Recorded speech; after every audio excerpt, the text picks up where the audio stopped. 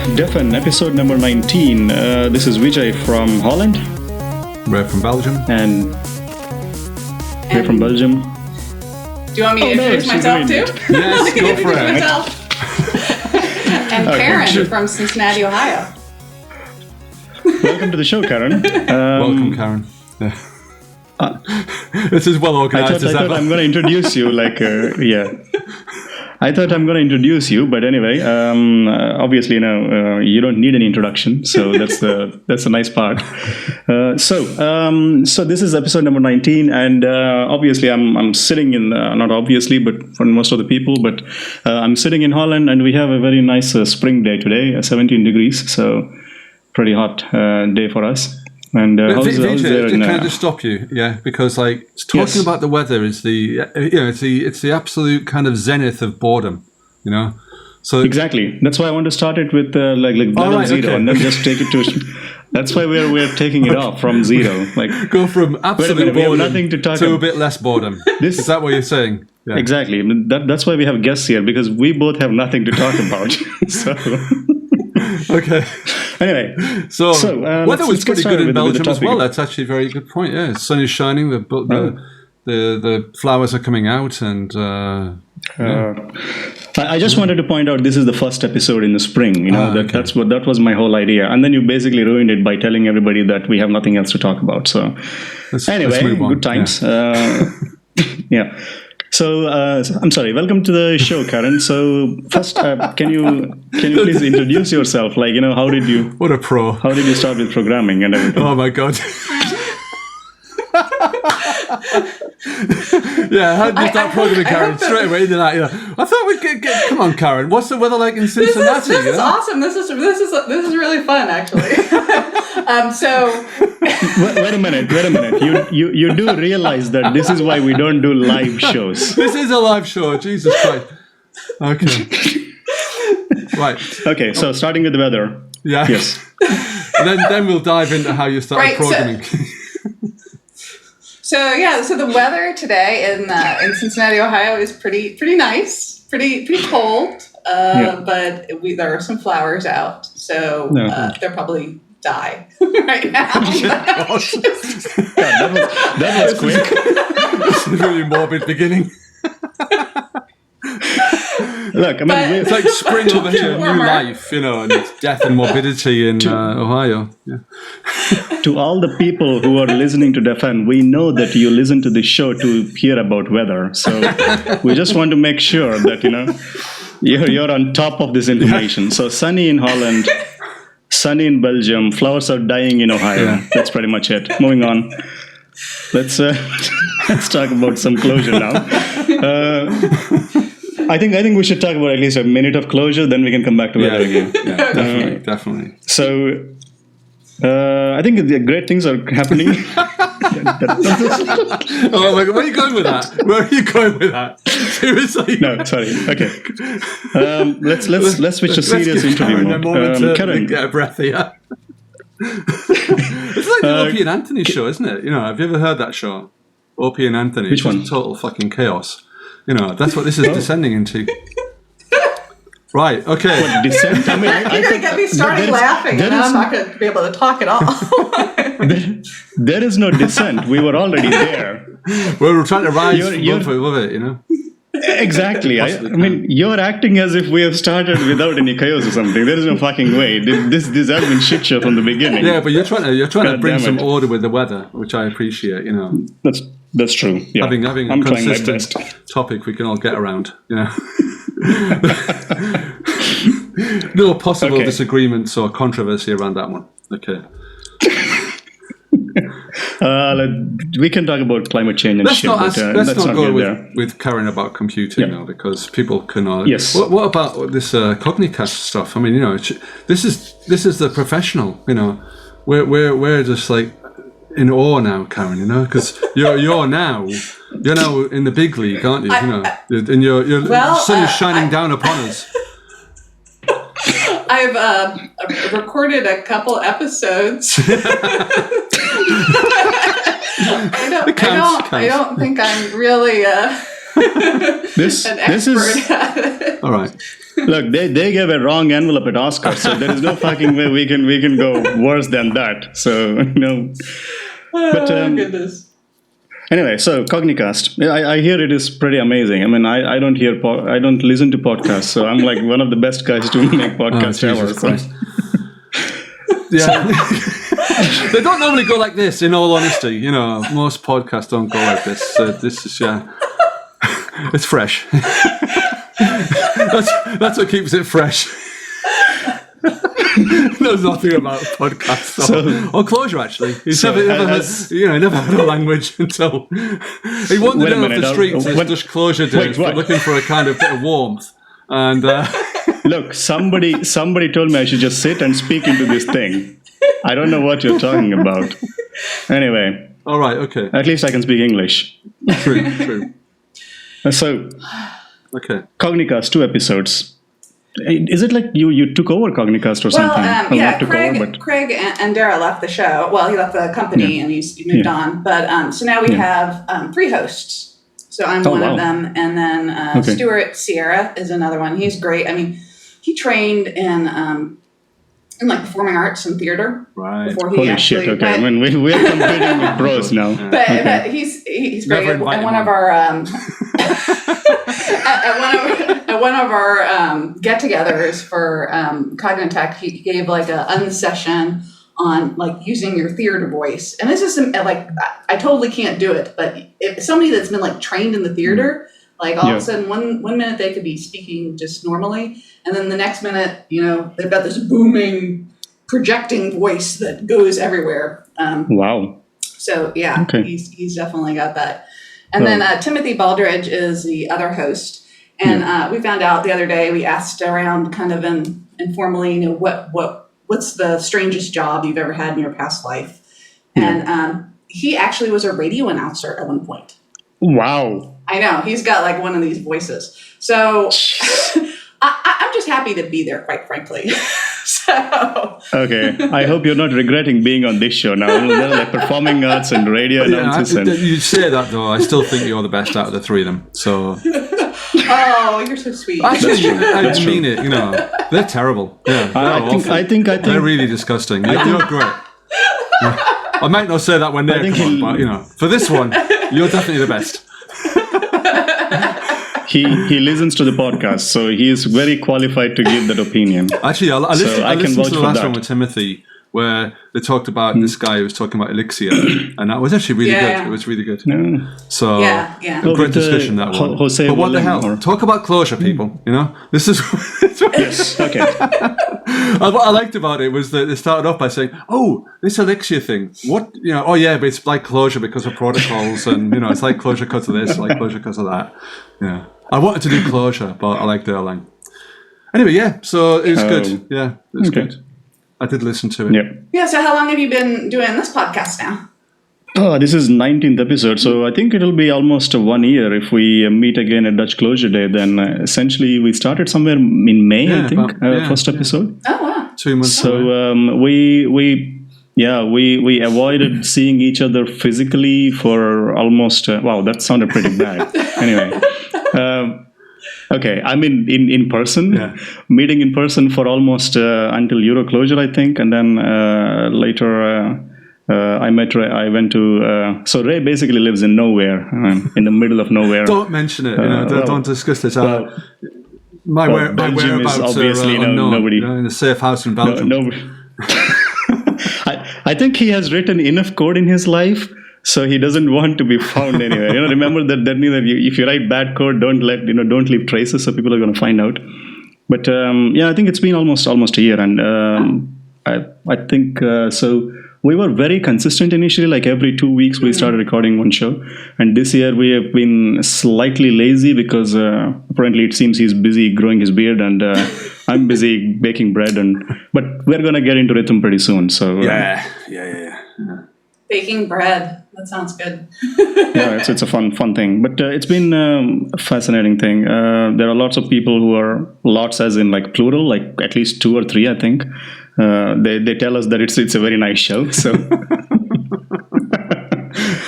and apparently it's just one guy who's listening to it on repeat for 1,000 times. Yeah. And that's how we get our numbers up, which works for me. And that's not us, by the way. I mean, that's not us. I mean, we don't listen to this thing again and again and again. And honestly, if there's someone's doing that, anyway, so that's kudos to them. It works for me. Yeah. But you're right. Yeah. I mean, it's a weird time to do this because, by the way, we started it because what we thought was there was Cognicast was out there, but there was another need for another kind of way to talk about Clojure because we're both fans, obviously. So that's the general concept. It was meant to supplement the community and have a different style, as you can imagine. And it feels like, definitely we're doing it differently. That's great. I think the more we talk about Clojure and talk about how fun it is and how much fun we have doing it, the bigger that we can grow the community, and the better we all will be. So, all awful will be. How awful it will be! Oh my God, no, we don't mean that. No. That's we're going to be awfully awesome. Exactly. I think we just need to qualify it with something else, like terribly good, and then everything is fine again. So Carin, so you started with which languages? I'm really curious about your coding journey so far. So my first ever professional language that I coded in was Pascal. Yay! I was a professional. Interesting. Yeah. I learned it at school. I haven't really met anybody else that has coded in that, but it was for a retail company, and I just on the cusp end of when they were using Pascal, and we actually had modems that we would call up over phone lines. It's amazing. To all the retail units in the stores, and we'd communicate with them their sales and get it back and forth. Yeah, so that was it was kind of odd when you think about it now, but that's the way things were done back then. And then we got cutting edge in the company and moved to this language called Java. Wow. I know. From Pascal to Java. Exactly. And so from Java, I was Java for many years. And, it was fun. I mean, when I got into it, it was definitely cutting edge, and I really enjoyed it. And, compared to Pascal. Yeah.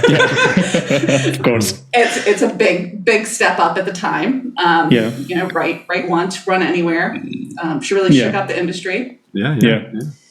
And I think I always read it write once and run somewhere. Don't show up again. It wasn't write once and run anywhere, but write once and run somewhere. So I took a break from the industry for a few years to have kids, and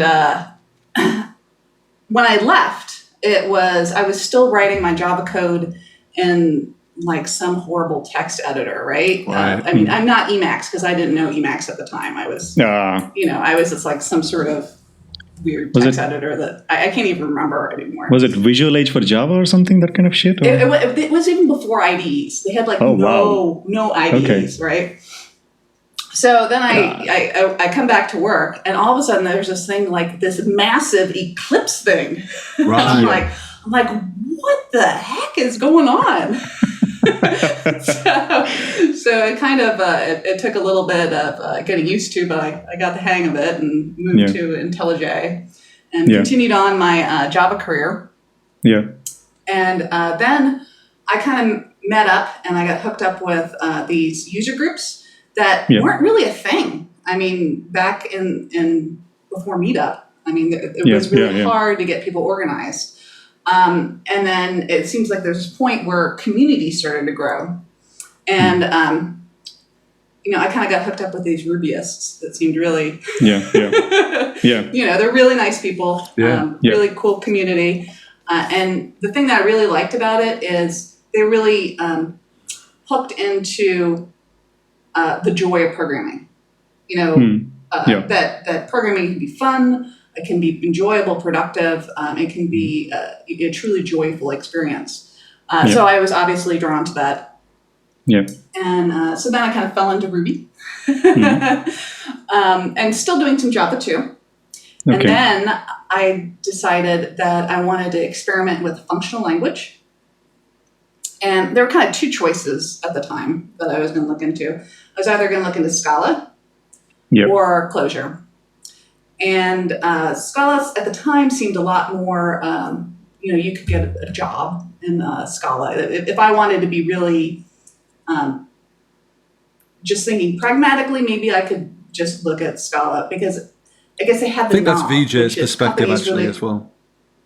Yeah, that companies, they could. The theory was you could easily train your people, right? Because you can make it object oriented to functional. And there was this knob that you could on ramp from Java. Yeah. Right. So that was one of the theories. But for me, learning, I thought of it like as a foreign language. I mean, if I want to learn the language, I want to be immersed in it. I want to be in a functional style and not be able to do it another way. To actually learn how to think a different way. But still on JVM. On the Otherwise, JVM. you could have picked Haskell. Yeah. I did want to actually be practical. So you want to do something, not just heat up the computer. But I started looking into Clojure and playing around with it, and I just fell in love with it. And I don't know whether it's because I've really never been exposed to Lisp before. That was my first Lisp. Just something about the beauty of the way the language was chained together. It almost reminded me of, I don't know if any of you do any knitting or crocheting or know anything about doing that. Not yet. Maybe after this episode. I'm now convinced that I have to start knitting and crocheting. If you're knitting stuff or crocheting, you're making this whole sweater or blanket or whatever out of just one thread, by chaining it together and making these things. But that was sort of how the language could be for me. I mean, with an S expression of a program, you can just pull it, right? And it'll just all thread together, unroll. Yeah, right. Which was just beautiful. Okay. This is completely different analogy. I mean, so far I only get car analogies every time people talk about programming. So this is a completely new one. So I need to think about it a bit. I am horrible at any. Actually, it's a special ability that I have to completely make a mess of any sports analogy. No, I like the it crochet is like my analogy. I think superpower. it's a good one. I try to use it sometimes. What was my latest disaster? I was talking about a startups, and I said, "Oh yeah, that's got hockey puck growth." Yeah, but that's very fast, isn't it? Yeah. And actually, there is a thing about hockey, isn't there? Apparently, you've got to move to where the puck is going, not to where it's been. And so, you were there 90%. Yeah, exactly. So it's not about where the analogy is coming from, but it is where it is going. So makes sense now. Yeah, I think whoever's listening was obviously wrong. I want hockey puck growth. I want it now. I think. Hockey puck growth. I think Clojure could take hockey puck growth. It would take it. Hashtag hockey puck growth. Let's go for that for Clojure. Hockey puck growth. Can't say it anymore. Oh goodness. We need T-shirts with that stuff. Yeah, that'd be cool. Yeah. Anyway. So you got the knitting and the S expressions and all this kind of stuff. What did you do? Did you just learn it off YouTube or off the books, or what? How did you pick it up? Because I remember, just to preface that question a little bit, I watched this MIT thing about Scheme, and then I sort of saw the Blackboard guys talking about that and the SICP stuff, and then I kind of got into it. But what was your kind of how did you pick it up practically? Right. So I just kind of messed around with it for quite a bit. And I learned enough basics of the language that I was able to give a presentation on it at our local Java users group. And this is quite a number of years ago. You just dive right in there. I like that because, I futzed around quite a lot and dillied and dallied and looked about from a bit, but you just got stuck in. That's really, it's a much better approach, I think, actually. Well, I gave a talk at the Cincinnati Java users group, and at the beginning, I said, we're going to talk about this language called Clojure. Is there anyone here that has, played with it before or knows anything? And this one fellow, raised his hand. And I said, I want to talk to you afterwards. Right. So afterwards, we got together with another couple people too, and we decided to create our own user group on functional languages. Actually, it was kind of funny. His name's Carin, but him and I, we actually wanted to just be a Clojure user group, but the other two people were like, I don't think you're going to get enough people. So we just made it functional, but we've always had heavy core contingent, and it's been going strong now. Our user group in Cincinnati for about 5 years. Excellent. So, cool. I had the same problem in Rotterdam. I started like Clojure user group, and it was just me and another guy showing up, and pretty much. And then we thought we should trick people, so I just switched to functional Rotterdam, and then now I have like 300 members in the group at least. And then every now and then we just talk about Clojure. So that's a way to get into this one. But I was kind of hoping that when Ray asked you how did you get into Clojure, and you should have said I learned it from the Living Clojure book. That would be that would be totally recursive. That would be super recursive. Yeah.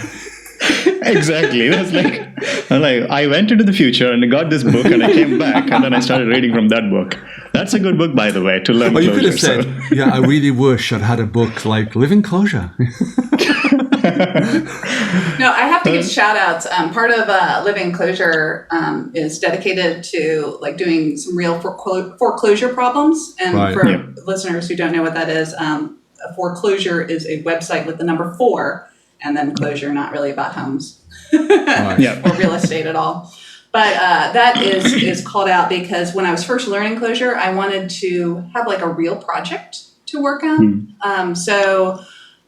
Like a newbie, right? I posted to the Google groups. I was like, hi, I'm new, Is there anything I can work on? And the fellows that were coming up with the foreclosure group were nice enough to say, yeah, we do need some help. You need some front end stuff, and but I helped out in the project, and it was a great experience and way for me to deepen my knowledge of Clojure and help out a project. So, to people who are out there, and looking for a way to get involved and learn, I would encourage them to help out with an open source project. Yep.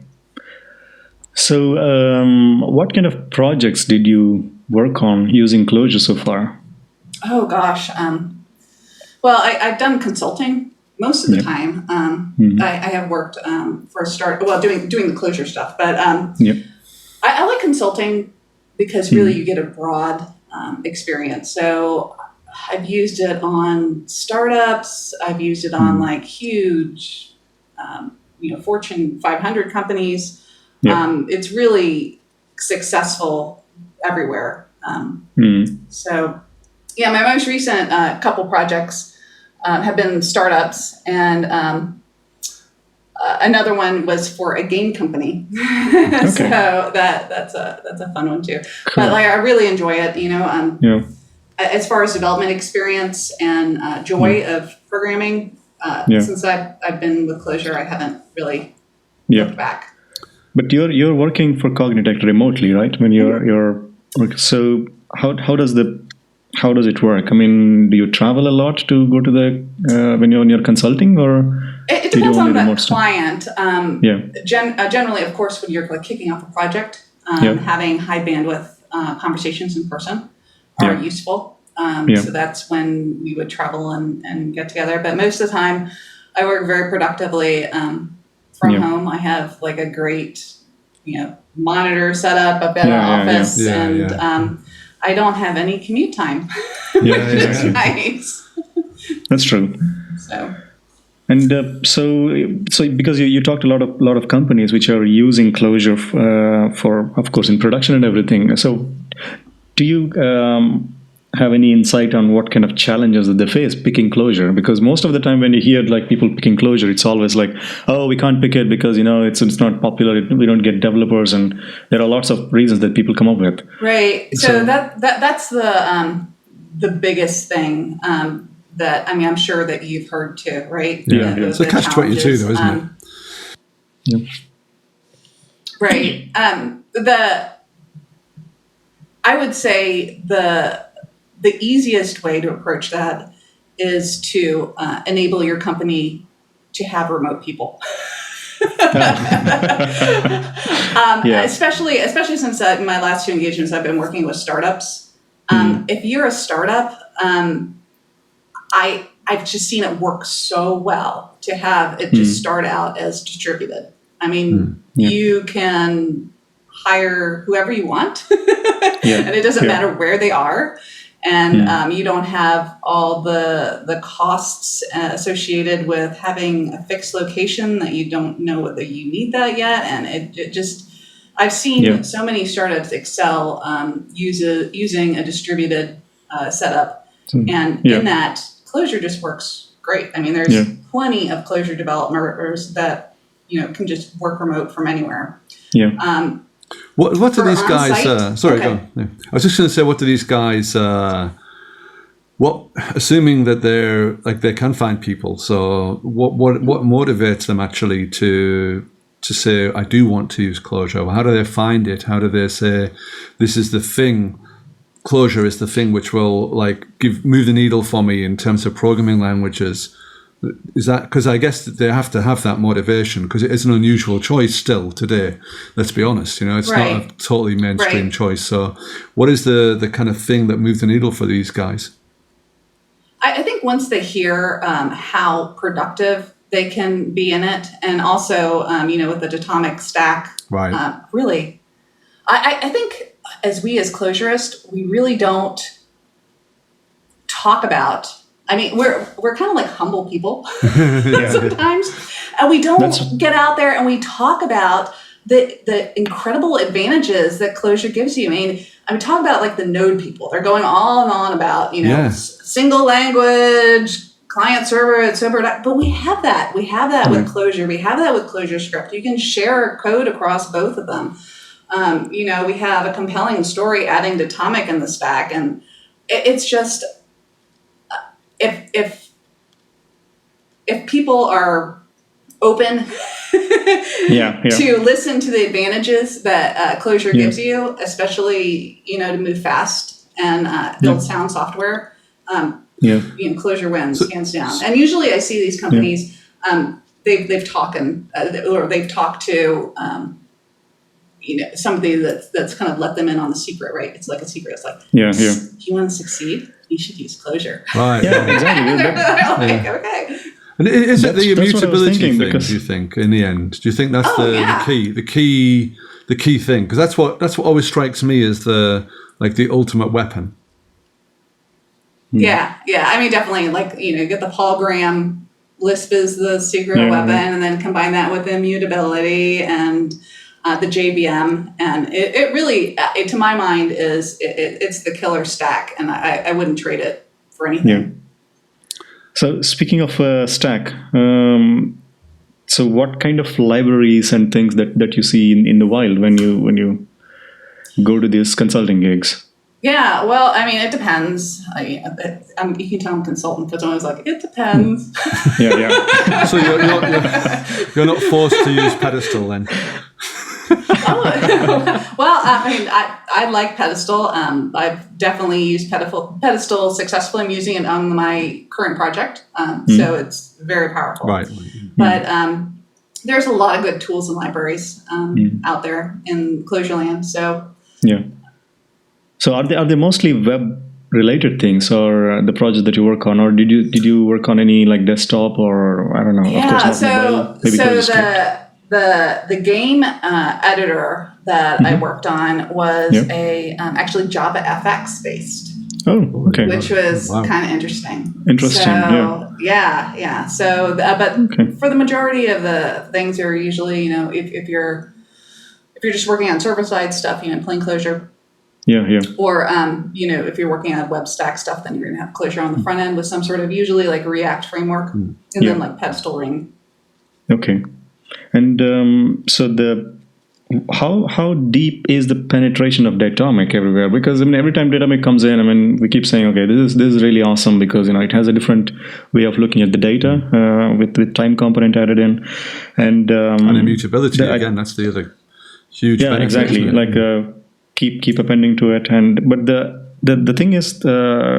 What is the level of penetration? Because there has been some changes in the license as well, like the licensing model, etc. So, do you get any questions about when are you going to open source it or that kind of crap? Yeah, well, just stepping back to tell you kind of how Cognitect is organized. There's kind of a division in the middle. There's like the product side, with Rich and everyone they're working on the Datomic side, and there's kind of the consulting side of the house. Okay. That I am on. So I don't get. I kind of see what's going on in the product side, but I'm not immersed in that in day-to-day operations. But definitely, Datomic's a great product, especially. It makes total sense for like people that are in financial industries and like healthcare. Audits, that the sort of capabilities of the immutability and the persistence of the record, and that's just a natural fit for them. Yeah, I think the latest changes to the licensing model are way better than the previous one, at least. So I think that's a very nice thing to see. Okay, so Emacs or IntelliJ? She's already said the biggest question, best. Right? Come on. I thought we weren't going to talk about politics here. No. Emacs forever. Exactly. So there is no way. And he's always got to get it. Actually, I was going to ask you one of the things about Java in the good old days was all these design patterns and stuff like that. And then the other one, I think, if you look at Ruby was a little bit like that as well. Ruby to me. Like to talk about the joy. I never really was a Rubyist, but I read the books and sort of nearly came to drink the Kool-Aid. But it, like you said, it was a joy. People really took it to the next level, and they really made things, rich. All of their data structures and their programming things. They always went that extra mile, and that strikes me a little bit like Clojure's a bit like that when people get really into it. But what do you think about the patterns or whatever that emerge from Clojure and Clojure script or stuff? Or do you see it like because it's Lisp that the patterns are kind of in the language and they just fall out? Or I'll shut up now. To think about. Longest question in the world. I guess you have to think what's the difference between, and this could be like a really deep conversation or not. Can go either way. What's the difference between? We can always fall back together. So, what's the difference between patterns and idiomatic code? Is that the same thing? Yeah. I don't know. Well, no, I think patterns are. You can write a book about them. Let's say, you can have the visitor pattern, you can have the factory pattern and stuff like that. I don't think that's idiomatic code, is it, in any language? I think that's kind of like there's definitely notion that you have to do something different to achieve some laudable goal. Like reuse or whatever the pattern guys are talking about. Safety or which is kind of like this immutability thing with Lisp. With Clojure gives us a lot of these patterns kind of like for free. Let's say you've got all the good kind of behavior that you want in the language, rather than having to absorb some extra thinking on top of the language. Yeah, that's. Can you give me like an example of a pattern that you see? I was asking you that. No, but okay, yeah. So the thing, he's seeing a lot of patterns now. No, but the thing I was thinking was, I guess I'm saying that I'm not. So I want to kind of clarify what you mean by pattern, because I don't really. Well, let's say, for instance, interesting question, and it's something that I've been fiddling with for a little while. It doesn't really matter. Is when do you go to a macro and when do you stick with functions? I think that there's a sort of there's a pattern. If I've been rereading The Joy of Clojure recently, and he's got like 3 or 4 different use cases where macros are useful.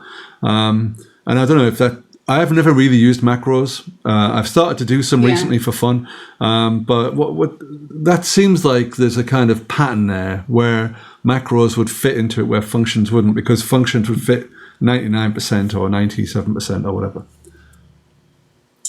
Yeah, I don't know whether, I guess it's a pattern. Yeah, I have to think about that. Yeah, generally, I'm the same with you with macros, that I try to avoid them wherever possible, unless I really need them. Places that, of course, you might need them is if you're doing the same thing over and over again, and you need to generate something like a deafin-like thing that you can't do anyway else. Well, let's go back to a simpler question then, which is like, I guess the pattern that Stuart Sierra isn't here, but he's got this component pattern, which is this like dependency injection thing, and this whole like reloaded stuff, which seems to be a countermeasure to the slowness of the JVM.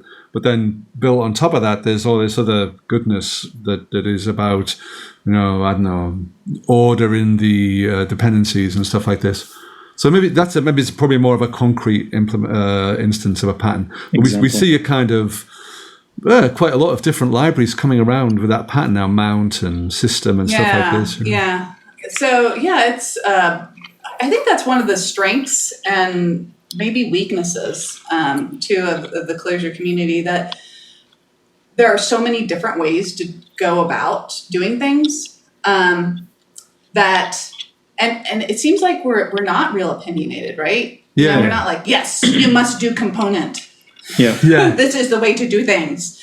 Well, I think at the core level, we are opinionated, right? I mean, at the core language level, it's very opinionated. And then the rest of the surface area where community is trying different things, I think that makes sense in my opinion. So, yeah, I mean, it's great. I think that's one of the culture things that I like about Clojure, that we're kind of open and we're like, yeah, whatever, whatever works for you. We'd like to try and experiment with things. But then on the other hand, and this has been a criticism that I've heard from other communities or people trying to get in, they come in and they're like, I don't understand. How do you do things? Why don't I just why don't you just tell me what to do? Oh, God, what language to use. Yeah, that's so, because we're elite motherfuckers, that's what it is, We're like, no, you've got to find your own way. Oh, yeah. The Tower of Clojure will come to you, my son. Okay, maybe it's another example of a pattern, actually. Okay, because I'm getting to the feel of it now. Spec is another pattern where you want to test the values of a map or whatever, of a data structure, but you don't want this heavy typing, but you want something, some lightness. That's an interesting one, I think. And then there was another. There's been a bit of a. I don't know if you follow the Clojure user group, the Google group, the email thing. But there's been a bit of a email thing, yeah. Well, that's what it is, isn't it? Well, I get it in the email anyway. It's Google Groups. I get the digest. You ever heard of email, BJ? No. It's email. It's bad now. I don't keep up. You youngsters. I don't keep up with the technologies. Yeah, that's way too advanced stuff. Anyway, so there was a bit of a drama this week with, or the last week or two with Spectre. Whether it should be in the core or not. Whether it should be in the core, or, the ideas at least. Should the ideas be in the core? And actually, what was interesting was, I learned a lot of stuff on that discussion, actually, about lenses, because I didn't really realize what a lens was. And it turns out that's what it is. It's this kind of view into a deep nested data structure. And then there've been all these people talking about different lens libraries. And I think... Nathan Mars says Spectre's more than that, so fair enough. I don't know. I'm totally rambling now. What's the question again? What are patterns? Yeah. So the question really is, like, does this lens thing fit into that pattern as well? And are these the things that you're seeing in the wild a bit? Tell you, I don't really know a whole lot about lenses. I hear them used in conjunction with Haskell a lot, but I've never really kind of dived in and looked at it myself. So I really don't know. I know that I've heard people talk about Spectre and how they've enjoyed using it on their projects, and that's great. I think Clojure and the community always has room for great libraries.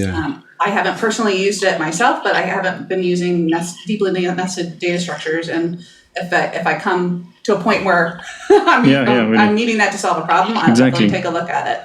But I think the argument on the mailing list was pretty interesting for me as well, because of course, you need Spectre to inspect the data that is really deeply structured, but then that is also obviously showing you the design that you made is deeply structured.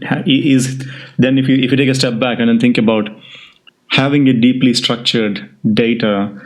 Is it really a good thing? Of course, you need a new tool now, but can you simplify it a bit? So it is always kind of I was reading through it, and initially I thought, hey, Nathan March, it's a pretty awesome guy, and he must have thought of, because he's one of the guys who made a lot of the cascading or something.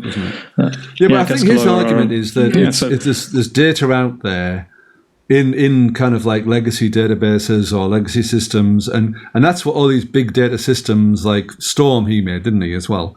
So he was like, all this big data stuff is this unstructured data, some of it's heavily nested. So if you want to deal with data like that, then you have to have something which will have, I think the argument behind Spectre is that, and the argument against Clojure is that the standard library, the idiomatic way in Clojure, as you might say, Carin, is that when you give a data structure in, you want the same data structure back, or you want to be able to get like a map out or a vector out or an array out. Whereas if you use idiomatic Clojure, then getting that same data structure out or any kind of data structure out is quite tricky. So you have to do intos and map cats and flattens and all this other stuff that is annoying. Let's be honest. If you're doing it repetitively, it's annoying. So that's the motivation, I think, for Spectre, is that, well, if you want to manage these deeply nested data structures and then have some handle on the output in a simple idiomatic way, then this is the library to use. Yeah, but the question, as far as I understood it, it wasn't about whether Spectre is a good idea or not, but it was whether to include it into Clojure content or not. Nathan actually. That was the major. He was asked. Apparently, it was a bit of a passive-aggressive question. I think it's like, people keep on asking me why should it be in the Clojure core? People keep on telling me that it's really fucking awesome. And what do you guys think? Are all these people that were saying this great stuff about my library, are they right? And Alex said, nah. I guess I'm sorry that I missed the Google Groups emails. I should get back there. I totally missed all this. Oh yeah. Now you're up to date on that one. So you're up to date on that one. This is the bullshit we talk about on this podcast. Exactly. You've come to the right spot to get this information. So this is the fake news of Clojure.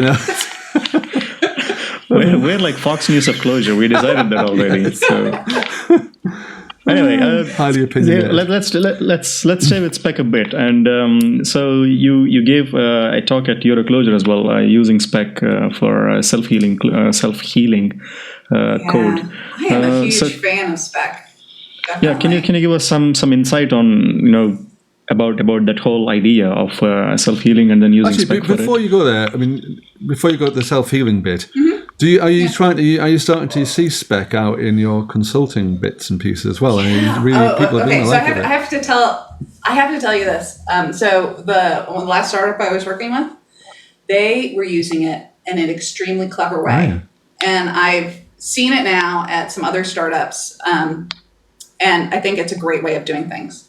So what they do is they use, because this is, a lot of people don't really get the generation power of Spec, right? Yeah. Sure, it's a validation, but it's got you can generate test example data for it, and you can hook that up with custom generators, so you can have your data look really realistic. And when you combine all those you can compose all those spec things into data structures, right? Yeah. So then when you call generate on this data structure, basically you have like a client front end fake database. Oh, cool.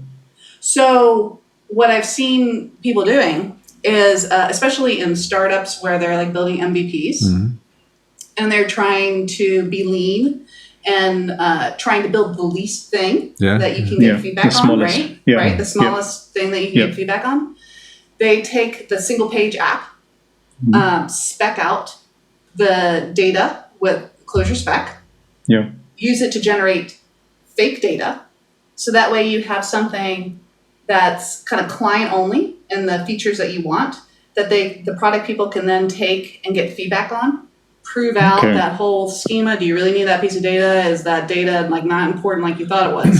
And then when they get the feedback, then you can start building out the back API part. Right. Okay. And in the meantime, not do the effort first. And you can share that spec because it's Clojure scripts, Clojure. You can write it in CLJC files. So you can share the spec across the front end and the back end, and then you can use it to validate the data going across the wire. So you've got like, okay, it's at the boundary points. Is it leaving? Is it in good? Is it how we expected? Is it, it arrived at the front end? Is it how you expected?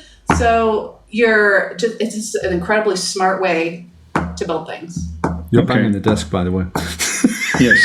Oh, sorry. We can literally see that you're excited about specs. It's so awesome. Why are people not doing this all the time? Exactly. That is really cool. Yeah, that is really awesome. It's almost like you're gonna like tell the people to spec the shit out of it right now. And I'm like, okay. You should. Sure. I mean, it's not only for startups or anything, but I mean, really, I mean, I'm a believer of if you're building on a feature, you should definitely make sure to know whether that feature is actually doing what you think what it's supposed to do. And if it's not, you should rip it out. To your point, though, Carin, to your point, it's actually an interesting way of discussing this because I remember when I can't remember who it was. I think it was Stuart Holloway or Alex. Alex came to I did a webinar for our Belgian Clojure user group at Christmas, which was really awesome for us. But he was kind of talking about this generative testing, and it's you get some of these tests for free, and but it's not that great. You have to, let's be honest, you have to do some code. But I think your way of selling it is much better, which is to say, actually, yes, you're not going to get 100% of these tests for free, but that's not a problem because we've got an awesome tool for you to give you much more than just a bit of generative testing. Actually, we've got some infrastructure which will give you the ability to spec it out, to generate it, and also to try it out, to do MVPs, all this kind of modeling stuff that you've got all of a sudden the capabilities for in the core. That's actually quite a much stronger way of positioning it, I think. And that's possibly why people aren't getting it, is because it's kind of undersold a little bit at the moment. It's kind of it kind of does some things, but it's not. But actually, I much prefer the way you're talking about it because it's got a purpose. Then it's got a value. Yeah, I think it's just a new technology. We're still trying to figure out the best way to use it, and I think it makes sense that innovative startups they're figuring out how to use it. They're figuring out how to get the value that they need out of it, right? Yeah. So the next round of conference talks will be about this. Where we start to see it in the wild and see the benefits and see how we really should use it.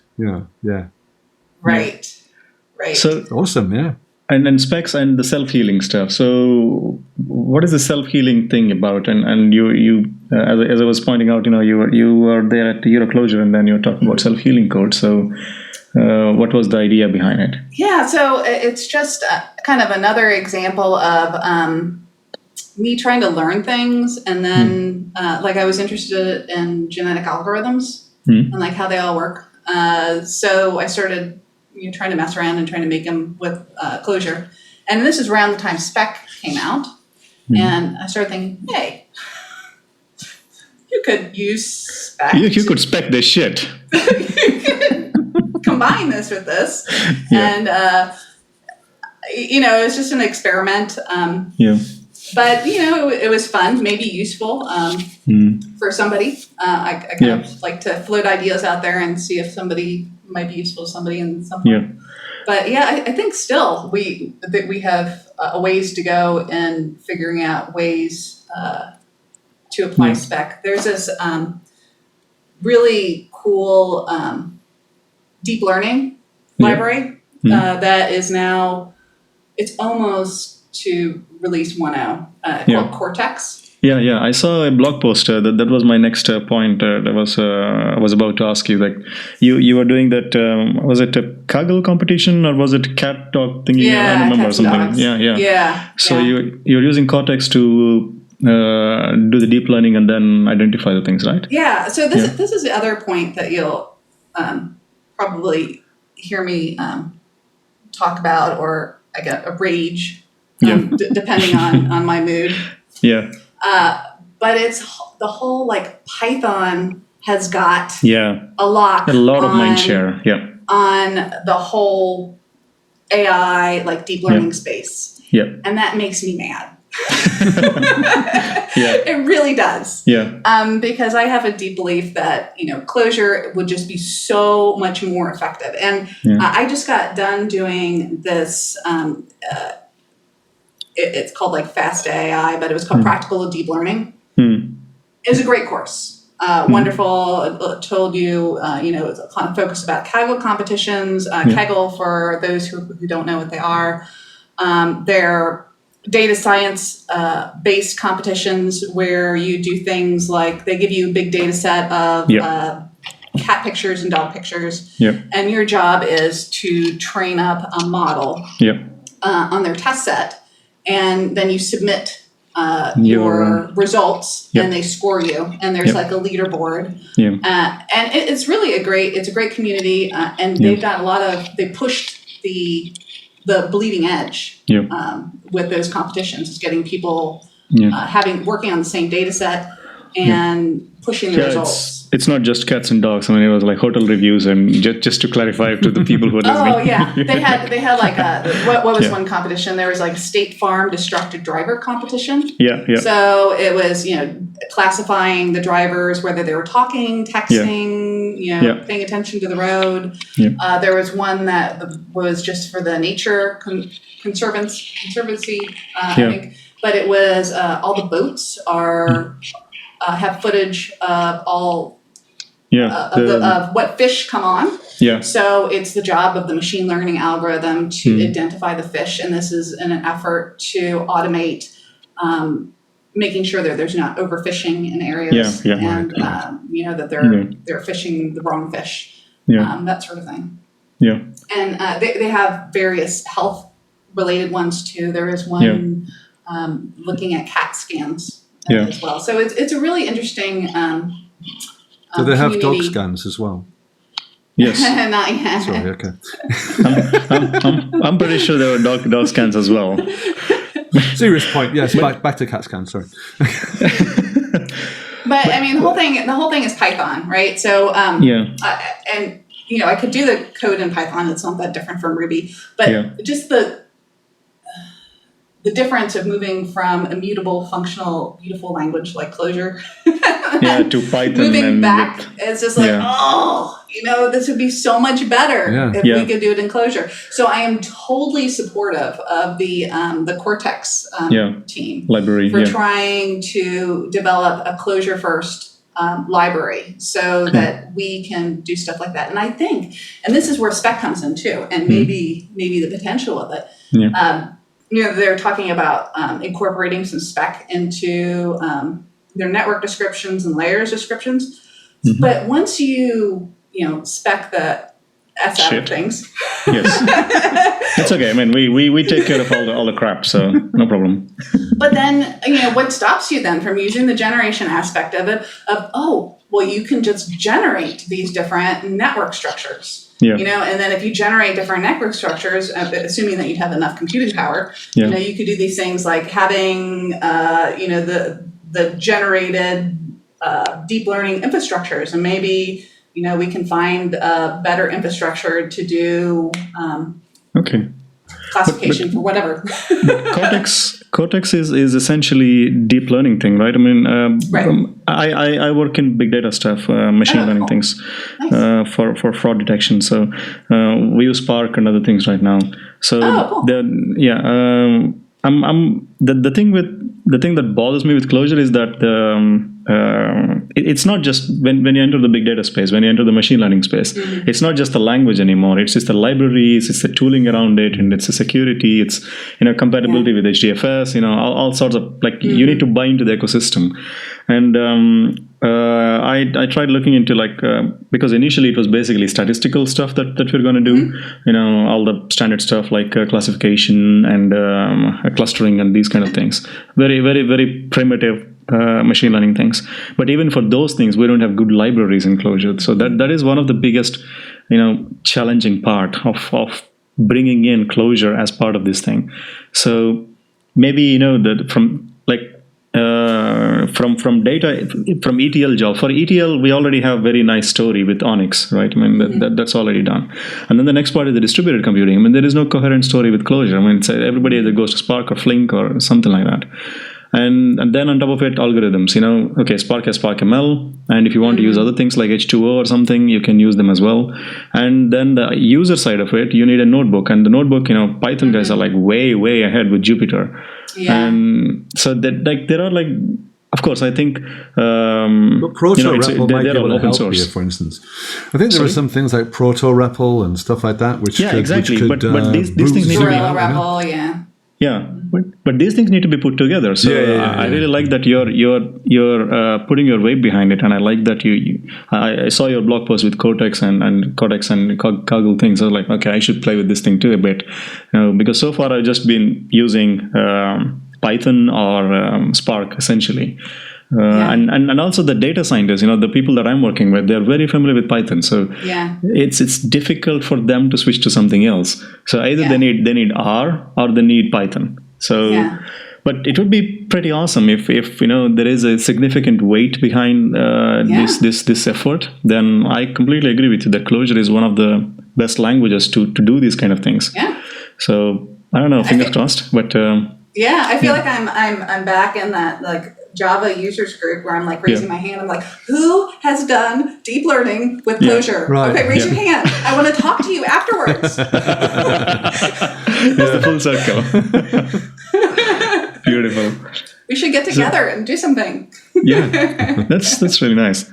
Okay, so we're almost 1 hour into the talk. I mean, the time is flying by. Yes, it's pretty cool. So I was looking at your website, and I see something called Code Shifter. What is it about? Is it like a super fantasy young adult novel or something, or like Twilight shit, or I don't know? I'm really confused. This is aimed at about 9-10-year-old girls. Oh, right, okay. God, this is going to be Twilight Saga of Clojure.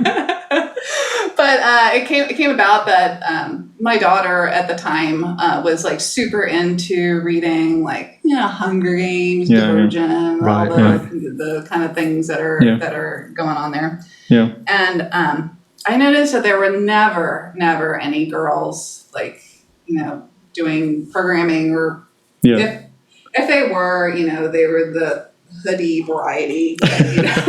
You see, it was all very. Yeah. I don't know. I just had this idea that I would like to do a story that my daughter would be interested in, that would have real code and programming concepts in it, but not being like a front and center annoying, now we're going to learn how to code, right. Sort of thing. It would just be thrown in there, right? Yeah. And my hope would be is that the story would be fun enough and engaging that the code would be kind of just part of it, interesting and part of it, that it would just have positive associations. And then when she would see it later again, she'd be like, oh yeah, that's, totally. That was in my book when I was a couple of years ago. Yeah. I'm totally not afraid of that. I mean, that's that's a function. So it's an experiment. No one writes a fiction book for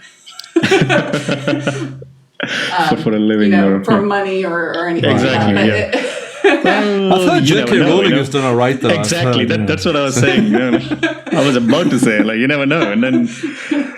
So it's been a fun experiment with my daughter, and actually my son got into it too. So he's done some like pictures and concept art for it. Nice. So it was a fun adventure for our family. Yeah. And I'm just going to go ahead and self-publish it. My sister just did the cover. It's awesome. Oh, so it's almost done now, or it's almost done. Right. Okay.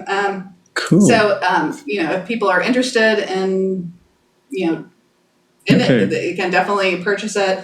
I'll probably have a good chunk of it just for sample, because it is something kind of weird that you don't really see. So you can decide if it's your cup of tea first. So this is going to be Code Shifter Saga or something, and then that starts from there, and then it's. She made me have it open to series potential, put it that way. I don't know whether it will ever. There's a cliffhanger at the end. Go to that point. Is there a cliffhanger at the end, though? Yeah. I'm guessing that the book starts with an open parenthesis and there's going to be an unbalanced parenthesis at the end. Oh, no. And everybody is going to be so pissed. Or like, God damn it, when is this going to be balanced?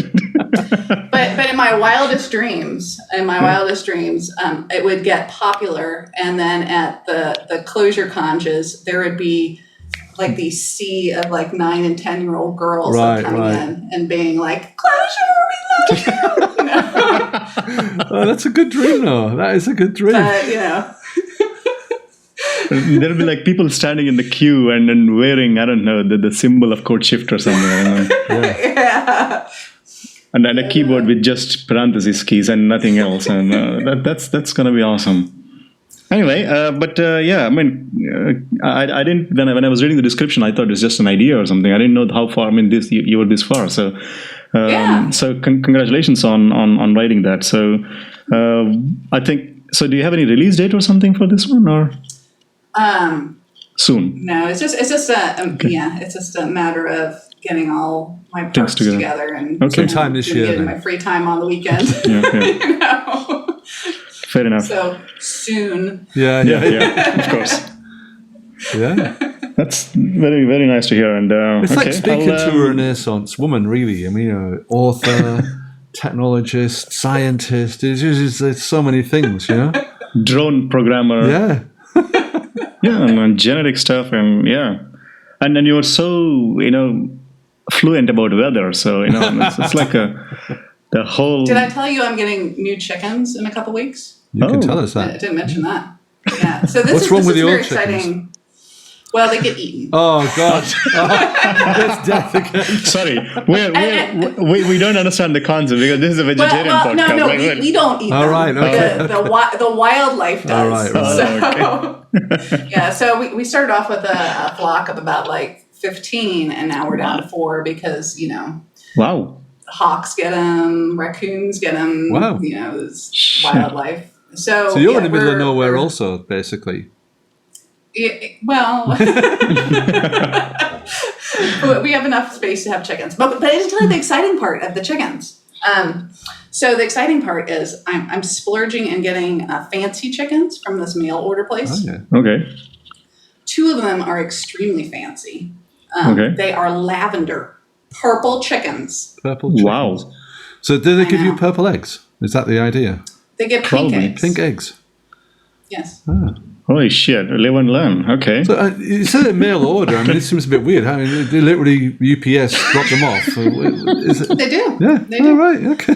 We got geese that way too. Yeah. All right. Okay. Fascinating. And then you're going to just fly to your house. or Amazon drone dropping at the bottom them. of a drone, yeah. Yeah, exactly. Like they're just flapping their legs and then just drop them. Like those kids and give them a parachute. Yeah. The stork story actually comes reality. And then you have the drop zone. And like, wow. So actually, that's an interesting question because, funny enough, we have a bit of garden as well, and we're thinking about getting some chickens this year. So, what I mean, you can see if they have them. They're called lavender Orpingtons. Lavender Orpington. So they're not. They're. Oh, that's it. Okay. So they're pretty pricey. So this was a big thing. Like normally, I have never paid that much for a chicken. And just to give you a price point, So chicks are usually like, I don't know, like $2 or $3 Yeah. to get. Make sure you get, Healthy. But this lavender chicken is $20. Wow. I know. The only reason I'm getting a couple of them, well, I was only going to get one. Yeah. But then I thought it would be kind of cruel to the one purple chicken if they just thought everyone's going to pick on it. I'm just this weird purple. I'm just this weird purple chicken. I'm strange. So if I get two purple chickens, they know that. We are also they can be purple together. Exactly. Yeah. So, but do you think that the local wildlife would be thinking, "Oh, what the fuck? What is this? Is a real lavender thing? I cannot eat this thing." Or see, this is a thing. So, like, if they get eaten right away, I'm going to be really sad. Yeah. Okay, so we will send our good thoughts to your lavender chickens. Okay. So that they're going to be safe and secure, and there won't be enough. They're not going to get into stupid racism shit, I guess. So yeah. Well, the other chickens, one of the other breeds of chickens that we're getting are interesting ones. See, I could go on about chickens. You're gonna have to cut this out of the show. That's okay. It's good. But there's this other breed called Buckeyes, and this is interesting because it's a breed that originated in Ohio, and one of the only breeds that was started by a woman. Oh, okay. And the Buckeye chickens also have a reputation of being, if chickens would wear motorcycle jackets, these would be the chickens. The Hells Angels of the chicken world. Yeah, Hells Angels of chickens. They're known as being excellent mousers. Mousers? Oh. I didn't know there was hunting chickens. They're basically like little velociraptors. Oh, Jesus. Holy shit. Okay. Chickens are essentially dinosaurs, They're going to right? probably eat the purple ones, let's be honest. Yeah. They said, I checked, they said they're not aggressive, but they don't take any guff. All right, okay. Okay. That's their breed profile. That's the marketing pitch. But do you have only chickens, or do you have some other animals as well, or is it just the chickens? Well, not farm animals. I mean, we have a dog and guinea pigs, but we had geese at one point. But I will not do geese again. Okay. So chickens, they go into their coop at night, which is nice. So you close the doors. Yeah. Geese do not. I used to have to chase the geese back into their enclosures every night, which is not fun. No. Yeah.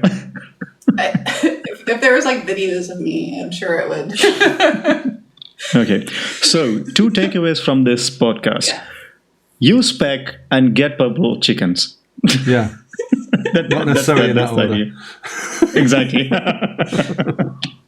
Pretty good summary. Yeah. Anyway, super cool. Anything else you want to talk about? Of course, we talked about chickens, we could talk about specs, and we talked about a lot about your experience. Anything? By the way, I mean, we are going to have Dutch Clojure Day next, I think in a couple of weeks, March 25th or something. Yeah. So we're almost done with the whole preparation and everything. And there are excellent speakers lined up, and the Defen crew will be there, which is basically me and Ray and our awesome audio dude, Wouter from Belgium. And yeah, I mean, I've been working, not just me, but along with other guys, we've been working really hard to set up a nice program. And I think we all did a pretty decent job, and we'll see on 25th how it is going to be. And we have James Reeves, Wave Jester, Ring component, not component, but Ring and other famous libraries written by him. He'll be keynoting this one. So that's what is happening from Holland, I think. Anything else that you want to talk about, Ray? Me? Yeah. Apart from your growing beard and I'm actually going to talk. I'm going to do a deaf joke. Yes. Which is actually I've actually done the coding now as well. That's why I've been playing with macros. Yes. Because I made a joke that I would at the Euro Clojure. I did a joke about this is a macro to do functional programming jokes. But now I've actually written a macro to do functional programming jokes, so I'm going to do a live coding of functional programming jokes. Jokes. It'll be based around the 45th President of the United States. Yeah. It writes itself, you know. You politics know out. Yes. I think he's going to write down executive order banning all Belgians with UK passport or whatever. Anyway, sorry. So, Carin, anything else you want to tell to our audience? I think we are almost 15 of them. No, I think we're good. Done. Okay. So, thanks a lot for joining us. It's been a wonderful evening, and we had a lot of fun in this show. One final question, actually. Just one final question. Yes. Gigasquid. Where did that come from? Where do you get Gigasquid from? Because everyone should follow you on Twitter at Gigasquid. It's an awesome Twitter name. Yes. Super awesome Twitter name. But yeah, mind blown about Gigasquid. Where's it coming from? So do you remember AOL Instant Messenger? Yeah. Mm-hmm. Back in the day. Yeah, right. sort of. Yeah. Don't want to admit it. But So we would have LAN parties during lunch where I worked, right? And play Half-Life, if you remember. Yeah. And my screen name there was Squid. Right. So I tried to get on Instant Messenger with Squid, and it was taken. And Mega Squid was taken. All right, you went up to the next episode. I had to go up to Giga Squid, actually. I'm going to try and find Terra Squid after this. If it's not taken, I'm parking it. Anyway, all right, okay, super fantastic. Cool. Yeah. So I think that's all from us today. Again, once again, a big thank you to Carin for graciously accepting our invitation to join us and talk to us. And this is our 19th show, and I think there are a couple of credits that we want to give out. First of all, Wouter Dollar, who's been doing excellent job of fixing our stupid recording setup, the way that we're recording. And the music so far you've been listening is from Pizzeri, yeah. Pizzeri. So links will be on the show notes, and he has been he's making music for us, and we're essentially stealing his music and not paying him, but he's living with Ray, so I think it's essentially covered from there. Yeah. And his music is on SoundCloud. Yeah, so go check them out, and I hope most of you people who are listening to this one will be there at Dutch Clojure Days. We'd love to have a chat with you guys over there, guys and girls, of course. And that's it from me now. That's very professional. Bye-bye. Very nice way to end it. Okay. Right. Thank you very much. Thanks, Carin. Thanks. Yep. Thanks, everyone. Thank you. Okay, brilliant. Cheers.